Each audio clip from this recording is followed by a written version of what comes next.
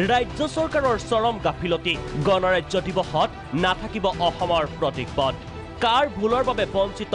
অসম কি কয় মন্ত্ৰী নৱদলে দেশৰ গণৰাজ্য দিৱসলৈ মাজত মাত্ৰ এটা মাহ বাকী গণৰাজ্য দিৱস মানেই যেন প্ৰতীকপট প্ৰদৰ্শনৰ প্ৰতিযোগিতা বিগত সময়ত অসমৰ প্ৰতীকপট দেশ তথা বিশ্ববাসীৰ মাজত সমাদৰ পাই আহিছিল পিছে কি হ'ব এইবাৰ অসমৰ প্ৰতীকপট এইলৈ ৰাজ্যবাসী আশাৰে বাট চাই থকাৰ মাজতেই আহিল এক বেয়া খবৰ প্ৰতি বছৰৰ দৰে এইবাৰো ৰাজপথত অনুষ্ঠিত হ'ব গণতন্ত্ৰ দিৱসৰ পেৰেড কিন্তু এইবাৰ গণতন্ত্ৰ দিৱসৰ পেৰেডত নাথাকিব অসমৰ প্ৰতীকপট হয় আপুনি বিশ্বাস নকৰিলেও এআই হ'বলৈ গৈ আছে কিন্তু এই কথা নামানে ৰাজ্যৰ সাংস্কৃতিক পৰিক্ৰমা বিভাগৰ মন্ত্ৰী নৱদলে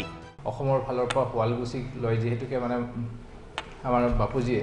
শুৱালকুছিত এই সময়ত পদাৰ্পণ কৰিছিল গতিকে এই আমি প্ৰতীক চিহ্নটো আমি প্ৰেৰণ কৰিছিলোঁ ইতিমধ্যে তাৰ প্ৰথম পৰ্যায় আৰু দ্বিতীয় পৰ্যায়ৰ মিটিং ইতিমধ্যে হৈ গৈছে আজি তৃতীয় ৰাউণ্ডৰ মিটিং আছে আৰু বাকী তাৰ বাবে তাত মানে কিছু কাৰিকৰী বিষয় থাকে এই কাৰিকৰী বিষয়টো যোৱাবাৰো এনেকুৱা ধৰণৰ হৈছিলে সৰু সুৰা কিছুমান সংযোজন বিযোজনৰ বিষয় থাকে কিন্তু আজি এতিয়া মিটিংখনত এতিয়া এই বিষয়টো উপস্থাপন হোৱা নাই কিন্তু প্ৰথম আৰু দ্বিতীয় পৰ্যায়ৰ মিটিঙত ইতিমধ্যে আমাৰ তাৰ গোটেই বিষয়খিনি আমাৰ উপস্থাপন কৰা হৈছে আৰু আজি মিটিঙৰ পিছতহে আমি এই গোটেই বিষয়খিনি স্পষ্ট হ'ম আৰু যদি এইটো হয় আৰু ইয়াৰ পিছতো আমাৰ 4th ৰাউণ্ড মিটিং হ'ব গতিকে যদি কিবা কাৰিকৰী বিষয় থাকে তেতিয়া এই কথাবিলাক এতিয়া আমাৰ বিভাগৰ পৰা যোগাযোগ ৰাখি আছে তাত কিবা থাকিলে সংযোজন বিভাজন ব্যৱস্থা কৰা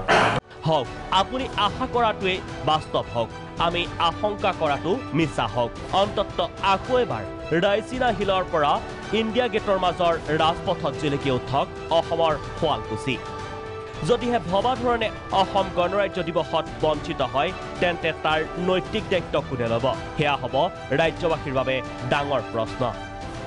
দিল্লীৰ পৰা শাশ্বত গোস্বামীৰ সহযোগত ভিডিঅ' জাৰ্নেলিষ্ট ৰিপুলৰ সৈতে ৰমেন কলিতাৰ ৰিপৰ্ট প্ৰাগ নিউজ